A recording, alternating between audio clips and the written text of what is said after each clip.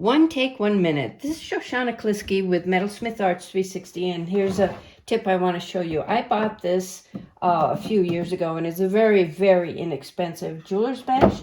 And there's a few things that I'm going to have to change. Like one of the things is the way that these are put together is that they'll fall out. So what I'm going to be doing is I'm going to be adding another piece of wood so that when it slides out, it holds itself and it goes all the way to the end. That's the first tip. Second tip. These come out and they can fall out very easily, and they're very close to this drawer, so I'm going to be lifting it up and then making it so that it comes out like so. And just by changing the little whatever you call these wooden things in here. Then the third tip, these drawers on the very inexpensive ones, once again, is that they drop down and sometimes they'll fall out. So I'll just go ahead and put little risers in there to keep it straight when it comes out. And that's your tip for today. Thanks.